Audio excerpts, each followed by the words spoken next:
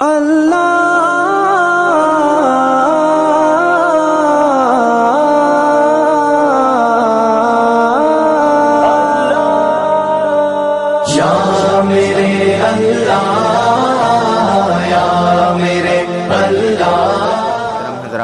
السلام علیکم ورحمۃ اللہ وبرکاتہ۔ اس ویڈیو میں ہم آپ کے سامنے وہ چیزیں بتائیں گے جن کی ضرورت ہم کو پڑتی ہے اور ان کے کرنے سے روزہ بھی نہیں ٹوٹتا ہے، اور اس کے ساتھ ساتھ یہ بھی بتائیں گے کہ کس مال اور کن چیزوں پر زکوٰۃ واجب ہوتی ہے۔ روزے کے مسائل سماعت فرمائیں۔ نمبر 1، اگر کوئی روزے دار مرد یا عورت سر پر تیل لگانا چاہتے ہیں تو لگا سکتے ہیں، اس سے روزہ نہیں ٹوٹتا ہے۔ نمبر 2، روزے دار اگر سو گیا اور ناپاک ہو گیا تو اس سے بھی اس کا روزہ نہیں ٹوٹتا ہے۔ نمبر 3، روزے دار بیماری کی وجہ سے انجیکشن لگا لے یا گلوکوز چڑھا لے تو اس سے بھی روزہ نہیں ٹوٹتا ہے، لیکن بہتر ہے کہ افطار کے بعد انجیکشن اور گلوکوز چڑھا لے۔ اگر مجبوری ہے، زیادہ ضرورت ہے تو روزے کی حالت میں بھی لگا سکتا ہے، اس سے روزہ نہیں ٹوٹتا۔ نمبر 4، روزے دار بھول کر کھانا کھا لیا یا پانی پی لیا یا کوئی بھی ایسا کام کر لیا جس سے روزہ ٹوٹ جاتا ہے تو اس کا روزہ نہیں ٹوٹے گا، اگرچہ وہ پیٹ بھر کر کھا لیا ہو جبکہ وہ بھول کر کھایا ہو۔ نمبر 5، روزے دار ٹوتھ پیسٹ استعمال کرنا چاہتا ہے تو یہ مکروہ ہے، کیونکہ اکثر احتمال یہ ہوتا ہے کہ ٹوتھ پیسٹ اندر چلا جائے اور اس کا مزہ حلق کے اندر ظاہر ہوتا ہے، اس لیے یہ مکروہ ہے۔ اگر اندر چلا گیا تھوڑا بھی تو اس سے روزہ ٹوٹ جاتا ہے۔ محترم حضرات، زکوٰۃ کن مالوں پر واجب ہوتا ہے؟ بغور سماعت فرمائیں۔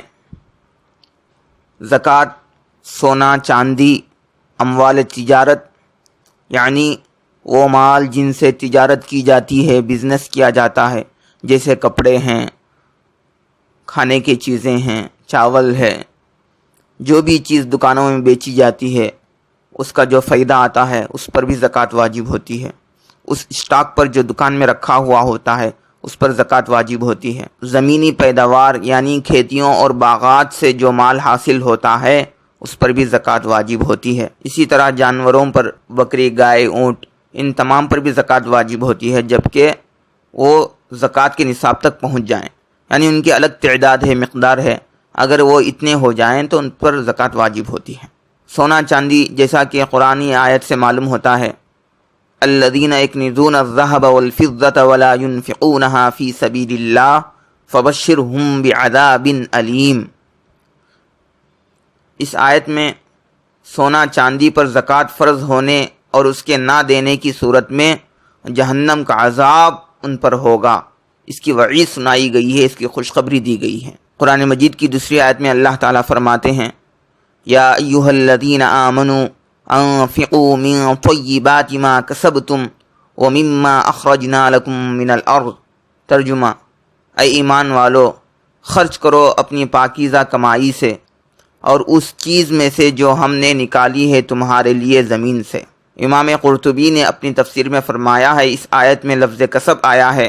کسب کہتے ہیں اس چیز کو جو محنت مشقت سے حاصل ہو، اس لیے اس لفظ کسب میں وہ مال بھی داخل ہے جو کسی نے اپنی محنت مزدوری کے ذریعے حاصل کیا ہو، اور جو بزنس کا مال ہوتا ہے وہ محنت اور مزدوری سے حاصل ہوتا ہے، اس لیے اس مال پر بھی زکوٰۃ واجب ہے۔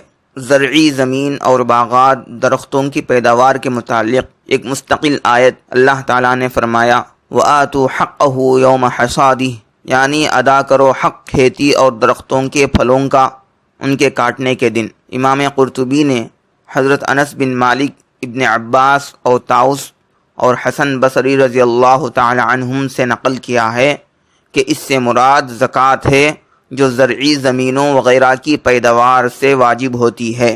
اور جانوروں پر زکوٰۃ کے حکم کے متعلق اللہ کے نبی صلی اللہ علیہ وسلم نے ایک مستقل صحیفہ لکھوا کر صحابہ اکرام رضوان اللہ تعالی علیہم اجمعین کے حوالے کر دیا ہے۔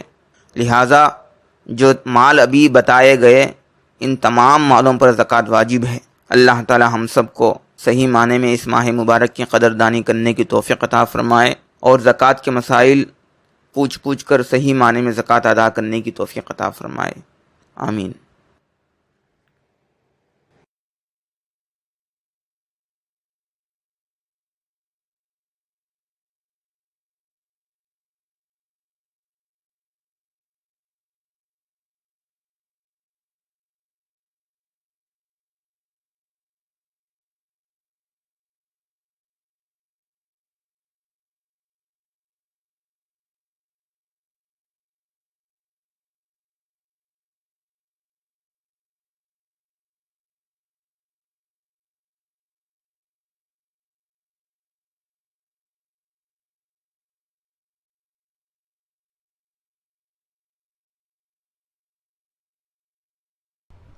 سورہ انعام میں ہے۔